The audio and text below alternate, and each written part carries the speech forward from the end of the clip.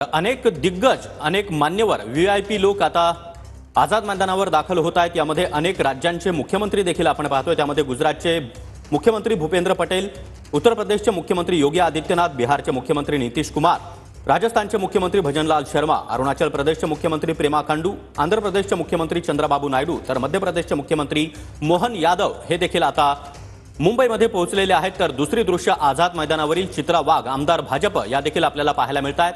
अनेक मान्यवर, अनेक दिग्गज नेते, कलाकार हे देखील आता आझाद मैदानावर दाखल झाले, पोहोचलेत आणि थोड्याच वेळात ते आझाद मैदानावर देखील पोहोचतील। नक्कीच एक एक करत मान्यवर जे आहेत ते आझाद मैदानाच्या परिसरात पोहोचत आहेत। उद्योग क्षेत्रातले अनेक मान्यवर असतील, बॉलिवूड मधले अनेक सेलिब्रिटी असतील ज्यांना या सोहळ्यासाठी खास आमंत्रित करण्यात आलेलं आहे। सोबतच क्रीडा क्षेत्रातल्याही अनेक मान्यवरांना आमंत्रित करण्यात आलेलं आहे। फडणवीस हे या ठिकाणी कधी दाखल होत आहेत, या परिसरात आझाद मैदानात कधी दाखल होत आहेत याकडे खरं तर लक्ष असेल। अजित पवार देवगिरीहून निघालेले आहेत, तर थोड्याच वेळात नड्डा आणि शहा सुद्धा आझाद मैदानाच्या परिसरात पोहोचण्यासाठी सह्याद्री अतिथीगृहावरून निघतायत। नक्कीच तर राज्यभरातून लाडक्या बहिणी देखील दाखल झालेल्या आहेत।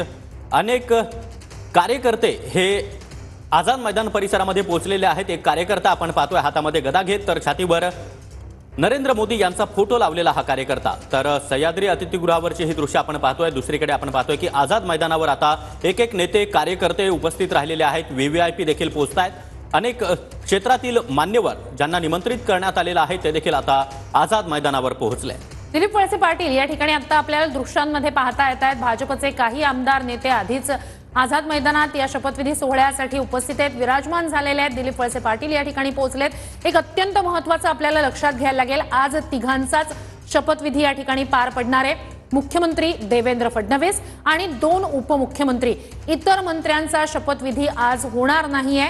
आता तो कधी होतोय त्याबद्दलची अधिकृतपणे कधी स्पष्टता होते याकडे लक्ष असेलच, मात्र आज तिघांचा शपथविधी या ठिकाणी पार पडेल। देवेंद्र फडणवीस, एकनाथ शिंदे आणि अजित पवार, 1 मुख्यमंत्री 2 उपमुख्यमंत्री।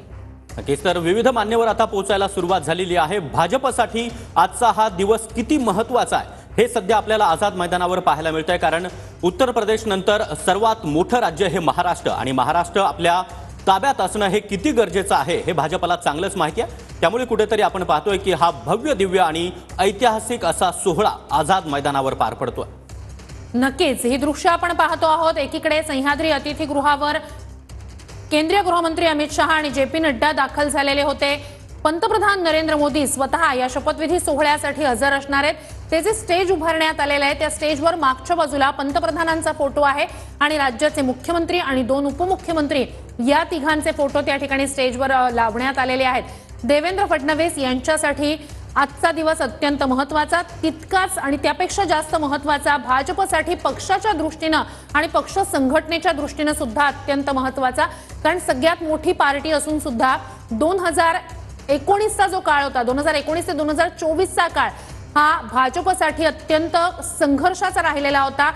सत्तेपासून दूर राहावं लागलेलं होतं। त्यानंतर जेव्हा सत्तेत परतले तेव्हा फडणवीस उपमुख्यमंत्री झालेले होते। त्यामुळे भाजपसाठी पक्षाच्या दृष्टीने, संघटनेच्या दृष्टीने सुद्धा आजचा दिवस अत्यंत महत्त्वाचा, कारण भाजपचा मुख्यमंत्री आज विराजमान होणार आहे। तर अनेक दिग्गज, अनेक मान्यवर व्हीआयपी लोक आता आझाद मैदानावर दाखल होत आहेत। यामध्ये अनेक राज्यांचे मुख्यमंत्री देखील आपण पाहतोय। त्यामध्ये गुजरातचे मुख्यमंत्री भूपेंद्र पटेल, उत्तर प्रदेशचे मुख्यमंत्री योगी आदित्यनाथ, बिहारचे मुख्यमंत्री नीतीश कुमार, राजस्थानचे मुख्यमंत्री भजनलाल शर्मा, अरुणाचल प्रदेशचे मुख्यमंत्री पेमा खांडू, आंध्र प्रदेशचे मुख्यमंत्री चंद्रबाबू नायडू तर मध्य प्रदेशचे मुख्यमंत्री मोहन यादव हे देखील आता मुंबईमध्ये पोहोचलेले आहेत। तर दुसरी दृश्य आझाद मैदानावरील चित्रा वाघ, आमदार भाजप या देखील आपल्याला पाहायला मिळत आहेत। अनेक मान्यवर, अनेक दिग्गज नेते, कलाकार हे देखील आता आझाद मैदानावर दाखल झाले आहेत।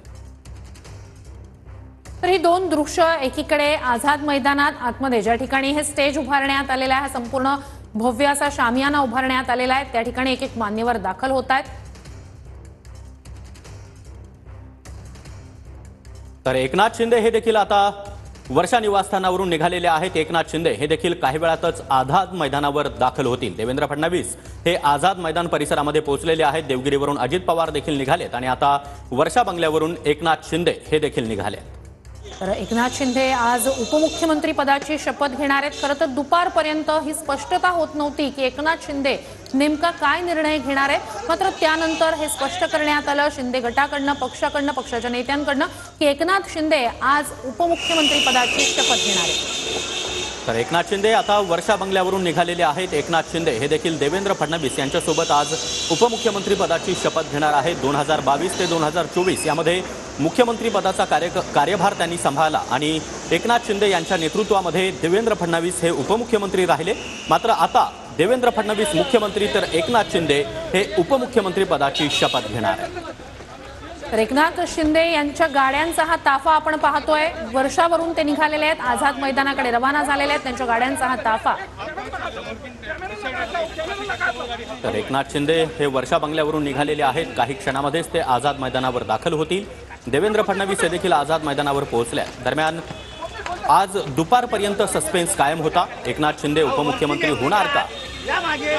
सचिन तेंडुलकर त्यांच्या पत्नी अंजली तेंडुलकर हे या ठिकाणी दाखल झालेले आहेत। अनेक मान्यवर या शपथविधी सोहळ्यासाठी उपस्थित असणार आहेत। तर आझाद मैदानावरील ही दृश्य आपण पाहतोय। सचिन तेंडुलकर आणि अंजली तेंडुलकर आता आझाद मैदानावर या शपथविधी सोहळ्यासाठी पोहोचले। तर हा संपूर्ण परिसर जो आहे तो खास भगव्या रंगानं या ठिकाणी सज्ज झाल्याचं पाहतोय। स्टेज भगवा आहे, हा संपूर्ण शामियानाचा परिसर जो आहे तोही भगवामय झालेला आहे। एकीकडे ही दृश्य जिथे आता एक एक करत मान्यवर दाखल होत आहेत, दुसरीकडे वर्षावरून जेव्हा एकनाथ शिंदे यांच्या गाड्यांचा ताफा निघाला त्यावेळेसची दृश्य। तर एकनाथ शिंदे आणि अमित शहा यांची भेट होणाऱ्या या शपथविधी सोहळ्यानंतर आणि त्यानंतरच नेमकं गृहमंत्री पदाबाबत काय ठरतंय याकडे खरं तर लक्ष असेल। मात्र एक स्पष्टता झालेली आहे की आज उपमुख्यमंत्री म्हणून एकनाथ शिंदे याच शपथविधी सोहळ्यात शपथ घेणार आहेत।